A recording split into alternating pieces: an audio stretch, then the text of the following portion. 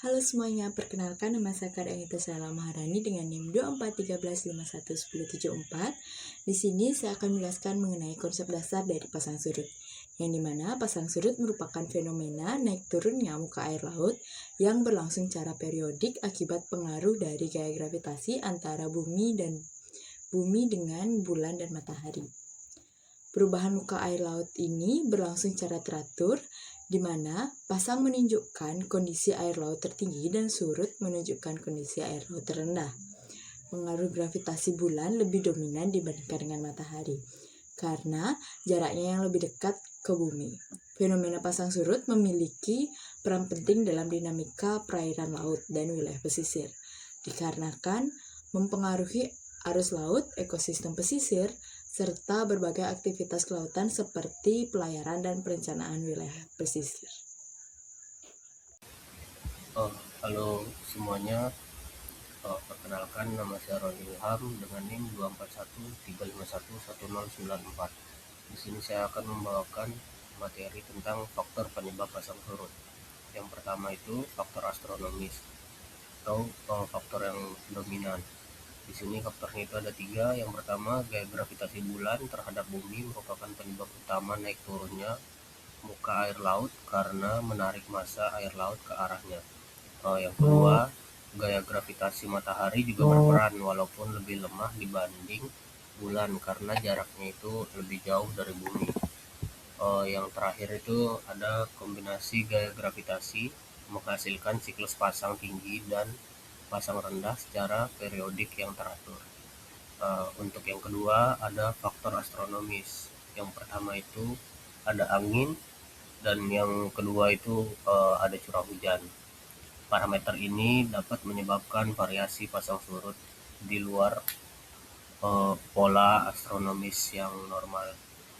Untuk contohnya itu sendiri, angin kencang dari arah laut ke darat dapat mendorong permukaan air lebih tinggi dari biasanya, atau curah hujan yang besar menambah volume air di muara dapat mempengaruhi elevasi muka pada air laut itu sendiri. Sekian, terima kasih. Halo teman-teman, perkenalkan nama saya Ho Setaro Zaluhu dengan NIM 2413511055. Jadi saya akan menjelaskan bagian saya tentang pengukuran pasang surut air laut secara manual atau sering disebut sebagai TED staff. Pertama dulu saya akan menjelaskan komponen yang digunakan tentu yaitu papan atau besi yang memiliki skala dan ukuran yang biasanya diletakkan secara vertikal pada dermaga ataupun pada pinggir pantai serta pada muara-muara yang airnya memang stabil. Kemudian saya akan lanjutkan bahwa pencatatan dilakukan secara interval di mana peneliti itu sendiri akan berdiam diri selama kurang lebih 3 hari di tempat tersebut dan akan mencatat selama 1 jam pada pengukuran pasut itu di mana air akan menyentuh ukuran tertentu pada papan mistar itu sendiri. Kemudian adapun kekurangan dan mungkin kelebihan dalam penggunaan papan mistar ini tentu karena dilakukan secara manual ini menghemat biaya, praktis dan bisa dilakukan kapan saja. Sedangkan untuk kekurangannya untuk mencari bidang datar pada permukaan air laut, pada permukaan tanah di bawah laut atau permukaan pasir memang susah sehingga peneliti harus ekstrak untuk mencari bidang datar. Kemudian untuk kekurangan selanjutnya data secara langsung susah diperoleh untuk berhari-hari karena memang harus melibatkan beberapa orang yang secara berkala untuk mengamati, sehingga ini sangat efisien untuk dalam jangka waktu dekat saja, tetapi kurang efektif jika pada waktu yang sangat lama. Mungkin sekian dari saya, terima kasih. Baik, jadi perkenalkan nama saya Maicia Gagal Saragi dengan NIM 2413511050. Di sini saya akan menjelaskan pemanfaatan data dari pasang surut, di mana data pasang surut ini bukan hanya berupa angka, tapi menjadi informasi penting untuk keselamatan dan pengelolaan laut. Dengan data ini, biasanya kapal bisa berlayar dengan aman, pembangunan di pesisir bisa direncanakan, dan ekosistem laut seperti mangrove serta terumbu karang dapat dipantau. Selain itu, data pasang surut juga mendukung mitigasi banjir rob dan erosi pantai, serta menjadi dasar penelitian ilmiah untuk memahami perubahan iklim dan dinamika laut lokal.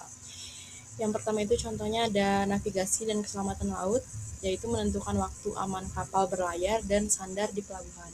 Yang kedua, perencanaan dan infrastruktur pesisir, yaitu mendukung pembangunan dermaga, pelabuhan, reklamasi, dan pengelolaan pantai. Yang ketiga, manajemen ekosistem laut, di mana biasanya memantau kondisi mangrove, terumbu karang, tambak, dan habitat pesisir lainnya. Yang keempat, mitigasi banjir dan erosi pantai, yaitu memberikan data untuk prediksi banjir rob, erosi, dan perencanaan pengendalian dampak pesisir, serta yang terakhir itu adalah penelitian dan ilmu kelautan, di mana biasanya menjadi dasar studi oseanografi, pola pasang surut, serta perubahan iklim dan dinamika laut lokal. Terima kasih. Selanjutnya, saya akan membahas mengenai prosedur pemasangan tight staff. Yang pertama, poin pertama adalah dipasang pada lokasi yang terlindungi dari gelombang besar dan arus kuat.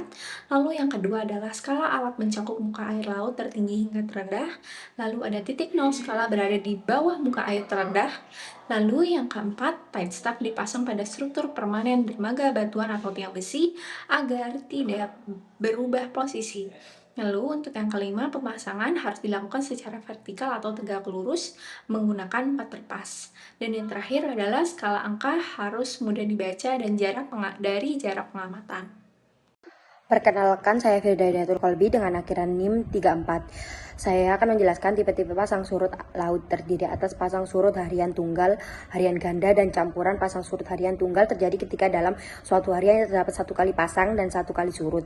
Pasang surut harian ganda ditandai dengan 2 kali pasang dan 2 kali surut dalam sehari dengan ketinggian yang hampir sama. Sementara itu, pasang surut campuran terjadi 2 kali pasang dan 2 kali surut, tetapi tinggi permukaan air lautnya tidak sama.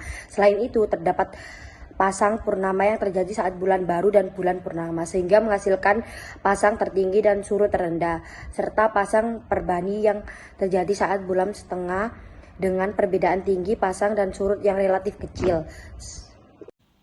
Perkenalkan, nama saya Dwi Siwi Asri Santika dengan NIM 22131124. Di sini saya akan menjelaskan bagaimana cara pengambilan dan juga pencatatan data pasang surut. Untuk pengambilan data pasang surut itu dibagi menjadi 2, yaitu pengambilan data secara otomatis dan juga pengambilan data secara manual.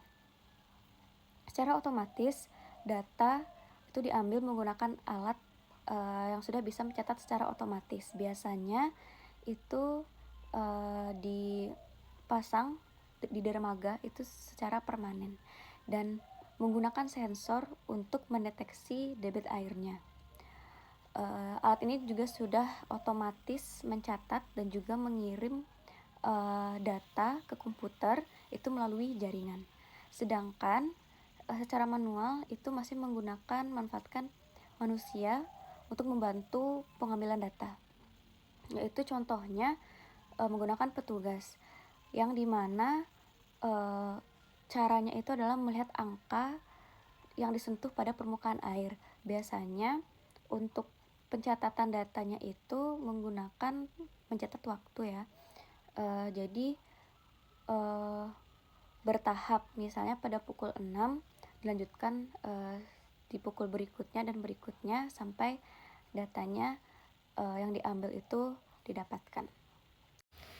Pengolahan dan penyajian data pasut merupakan proses untuk merekam kenaikan dan penurunan permukaan laut menjadi informasi yang dapat digunakan untuk keperluan navigasi dan juga untuk mitigasi bencana. Alur kerja pengolahan data pasut, yang pertama itu ada pra-pengolahan atau data cleaning, yang dimana data mentah yang diperoleh dari touch otomatis atau papan pasut manual seringkali mengandung kesalahan. Yang pertama, koreksi waktu, menyelaraskan waktu pencatatan dengan standar. Yang kedua, filtering outliers atau menghapus data pencilan yang tidak masuk akal, misalnya lonjakan drastis akibat gangguan sensor. Yang ketiga, ada pengisian data kosong. Jika ada data yang hilang selama beberapa jam, dilakukan interpolasi berdasarkan tren data sebelum dan sesudahnya. Yang kedua, ada analisis harmonik, Ini adalah inti dari pengolahan pasut. Tujuannya adalah mencari konstanta harmonik atau amplitudo dan fase. Biasanya menggunakan metode Admiralty. Digunakan jika data yang tersedia terbatas, biasanya 15 atau 29 hari. Yang ketiga, penentuan elevasi penting atau datum. Hasil olahan data kemudian digunakan untuk menentukan garis air standar, diantaranya MSL atau mean sea level, rata-rata permukaan laut, sering digunakan untuk acuan tinggi daratan di peta topografi. Yang kedua, ada penyajian data pasut. Setelah data diolah, informasi tersebut disajikan dalam beberapa format, diantaranya grafik deret waktu. Yang kedua, tabel pasut. Ketiga, diagram komponen pasut. Serta yang keempat, peta kotidal. Sekian dari saya, terima kasih. Perkenalkan, nama saya Sharan Aulia Sumual dengan NIM akhiran 30. Di sini saya akan menjelaskan tentang prinsip pengukuran pasang surut. Pasang surut adalah perubahan tinggi muka air laut akibat gaya gravitasi bulan dan matahari. Diukur dengan mencatat tinggi muka air laut terhadap waktu pada titik tetap menggunakan tide gauge. Data dianalisis sebagai deret waktu untuk mengetahui pola dan tipe pasang surut. Terima kasih. Jadi berikutnya ini ada tide gauge.